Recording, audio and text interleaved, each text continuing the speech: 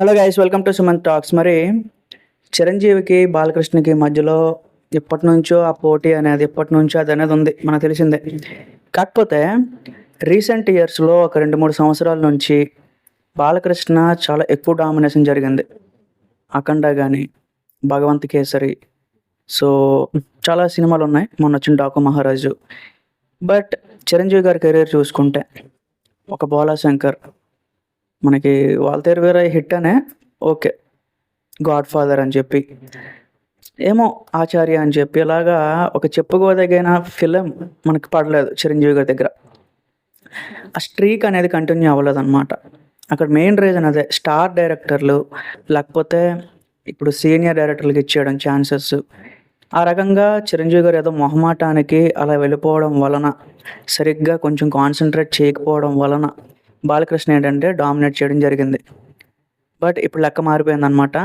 చిరంజీవి గారు ఒకప్పుడు ఒక ఇంద్ర కానీ, ఒక స్టాలిన్ కానీ, ఒక శంకర్దాది ఎంబీబీఎస్, సో ఇట్లాగా ఎలాంటి స్టోరీలని సెలెక్ట్ చేసుకొని వచ్చారో, ఎలాంటి స్టోరీలని సెలెక్ట్ చేసుకొని ఇండస్ట్రీ హిట్లు కొట్టారో, అదే రూట్లో మళ్ళీ ఇప్పుడు రాబోతున్నారు.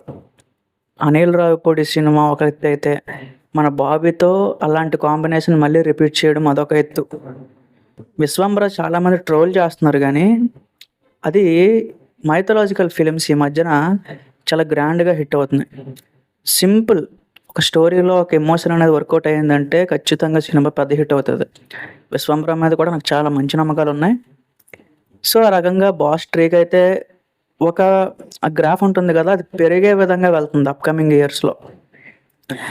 మర్చిపోయాను, మన శ్రీకాంత్ తోడేలా ఆ సినిమా అసలు తలుచుకుంటేనే ఏదోలా ఉంది. ఎందుకంటే చాలా గ్రాండ్ ఏరియాగా తీయబోతున్నారు. ఆ సినిమాకి నాని ఆల్మోస్ట్ 150-200 కోట్లు బడ్జెట్ పెట్టబోతున్నాడు ఆ సినిమాకి.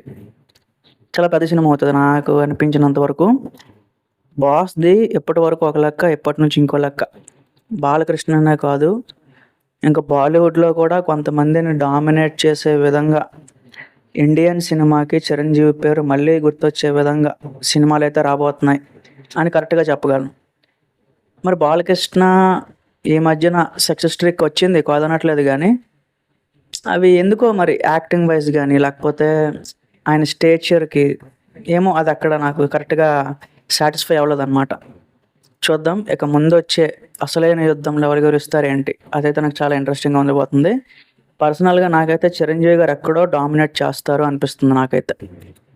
నాకైతే అది అనిపించింది. రీసెంట్గా బర్త్డే అప్డేట్స్ అన్నీ వచ్చినాయి కదా, అదే చూసిన తర్వాత ఓకే, బాస్ ఏంటంటే కొంచెం ఆలోచించి వెళ్తున్నాడు అనిపించింది. సాటిస్ఫై అయ్యాను. మరి మీకేమనిపించింది ఏంటి కామెంట్స్లో చెప్పండి. Thank you.